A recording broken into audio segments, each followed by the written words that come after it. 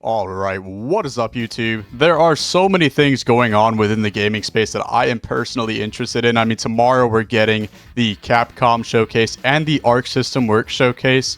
So I think I'm going to wait on that Resident Evil video until after tomorrow, because there's probably going to be a lot of information that comes out. But as far as Marvel Tokon goes, there is a lot of interesting information on the back end on their websites through developer interviews that I sort of wanted to go over and give my take about everything, because in my initial impressions, I was just super excited to talk about who might be on the roster. I mean, that's the first thing that came to mind, but looking at the game, its actual mechanics, and looking at the developer interviews, analyzing some things from the gameplay footage, I think there's a lot to take away from this. So guys, if you do enjoy this video, be sure to leave a like and subscribe for more content surrounding Marvel Tokon and things in gaming, media, and film. From what I can just glance up front, my initial impressions of the actual gameplay and some of the mechanics that Marvel Tokon will introduce or sort of reiterate, it becomes clear that this is not a Marvel versus Capcom game. From what we're able to see in the gameplay, it is an air dash game, so most characters, it looks like,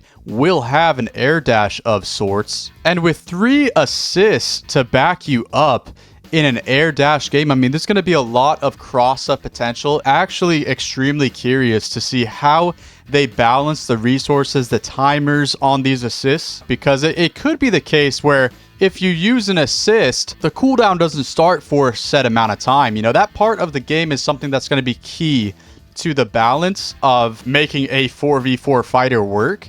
So overall, that part of the game is just extremely interesting. A 4v4 fighter. I mean, never before seen in a video game and just never done before. So this is new ground, you know? We also have low, heavy, or down to launches that bring the characters into the air even higher. So there's really, really cool images of these skyboxes when you're up there. I mean, we see the Avengers Tower, the Baxter Building. You can see J. Jonah Jameson and all of these references to the culture that Marvel brings when you're up in the air comboing them. I mean, I would love to see how assists work when you're up in the sky. We saw in the trailer that Cap sort of knocked them back down, and there was a camera movement where it came back down to the ground with Cap.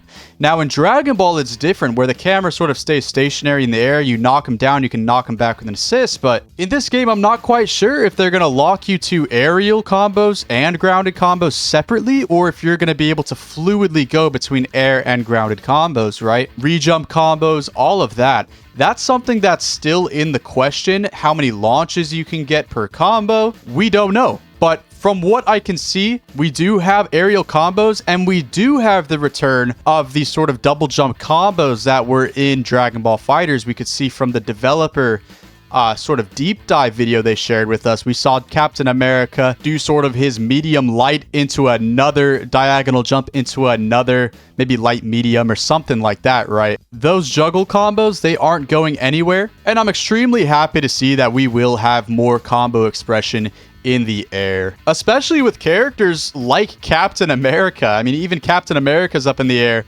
brawling it out, you know? Again, we have to see how the assists interactions work when you are in the air. Maybe it's an entirely different assist when you're up there if it's sort of locked up there, but you know, we don't know yet. We just don't know. Now, we also have wall sticks and stage transitions in this game, which is sort of controversial at the moment. I'm seeing a lot of people talking about this mechanic for this game.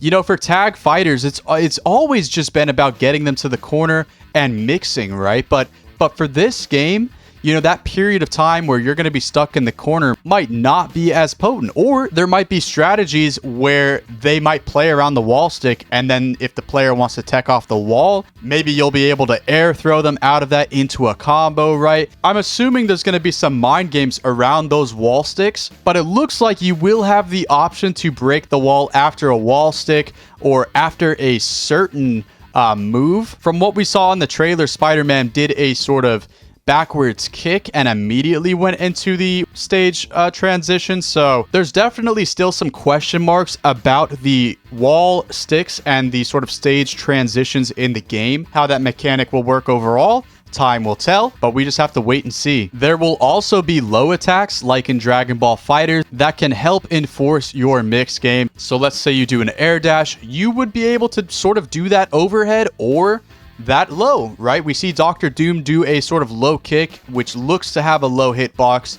That cannot confirm or deny that, but it definitely looks like there will be low attacks for this game. I mean, guys, they are going full anime with the Marvel franchise here, so I would expect nothing less than an extremely fun and chaotic Marvel fighting game from ArcSys here. As far as tagging goes, you can actually call multiple assists, much like Dragon Ball FighterZ, so you can call multiple assists at one time, maybe all three. Maybe there's a limit, right? Maybe you can only call 2 at a time.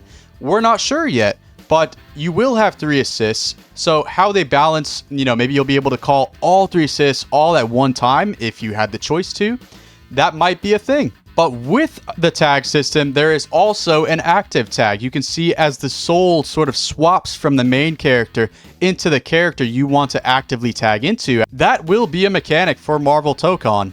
And so having mixed situations where you call an assist, you do your air dash into overhead, and then maybe actively tagging while they're still on the screen, maybe that would be an option. We see clearly here that Star-Lord is glowing green, so maybe after they use the assist and they're on the screen, while they're glowing green, that gives you the opportunity to sort of tag into them. It looks like there will be leveled supers. We see Dr. Doom do a very cinematic looking blast to the back of the head with the Glock. I'm assuming that's either just a very cinematic special or it's a level 1 super of some kind. And then obviously every character is going to have that big level 3 or maybe, if they wanted to push it further, level 5 super for this game. We don't know how many bars you will be able to save up. In Dragon Ball, you were able to save up 7 bars of meter to use for super or for the instant transmission, right? But for this game, we'll just have to wait and see how you're going to be able to allocate those bars. Obviously, Marvel characters aren't using instant transmission, so I'm not really sure what to expect yet, but 5 bars is safe. They could go with 7 again, or maybe even higher, right? On the back end, looking at the PlayStation blog, we can see them describe the game as having sort of a heart-pounding soundtrack,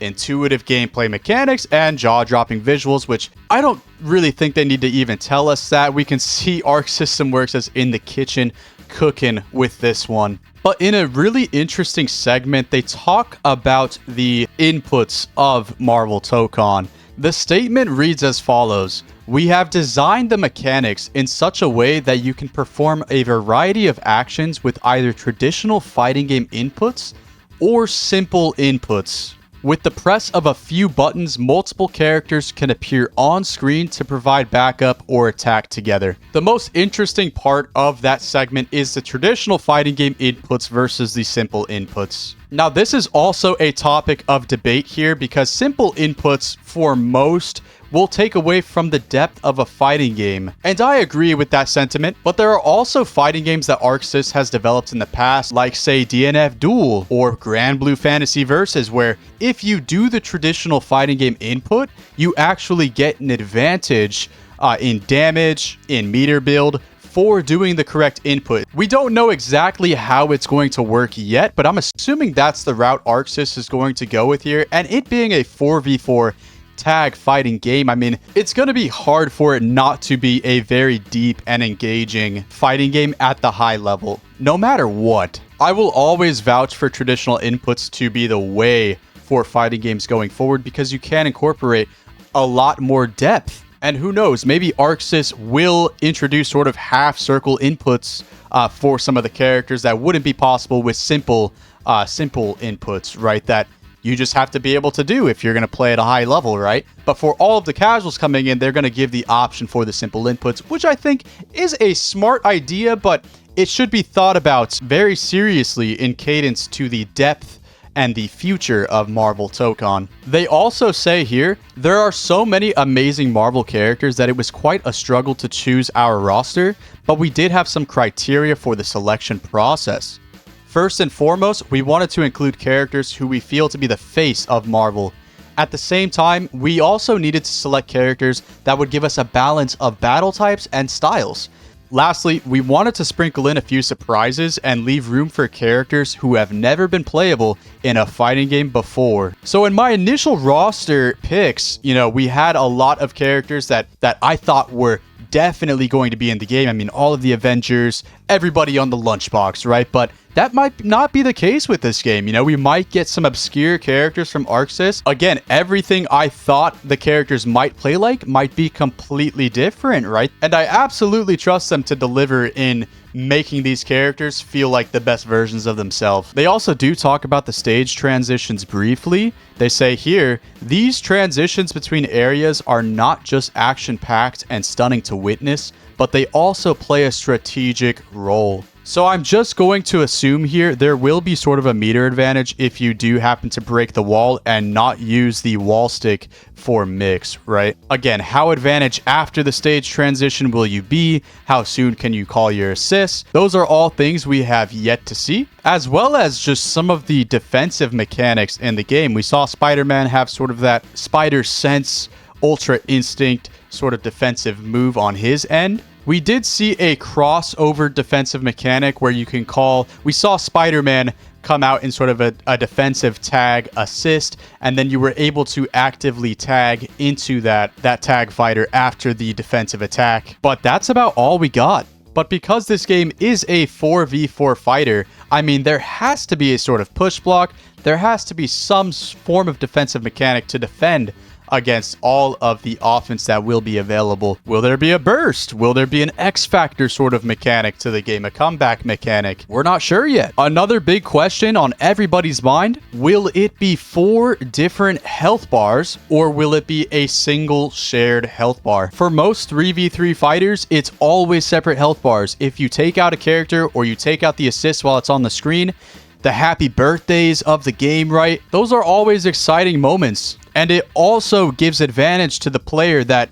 took out the character, right? They have one less character on their end to work with. In the case of Dragon Ball FighterZ, it also tied into the comeback mechanic, the sort of red burst that every character would get to come back. The less players you had on your side, the longer that comeback would last. And if you were on your last character, you would have a sort of damage boost for that last character as well. So I am very curious to see if they are going to go with separated health bars or a shared health bar. That's something that very deeply changes the game. Again, we do have that Arc System Works show tomorrow for some of their other developed and published games, but I'm not quite sure if Tokon will be there, as this is sort of a Sony produced product. It will more than likely be at EVO since EVO is owned by Sony, but for this Arc System Works event, I'm just not sure yet. Maybe there will be a character reveal or two. I'm not expecting to see much, though. Guys, that's going to do it. Subscribe for more if you enjoyed, and leave a comment. Let me know what you guys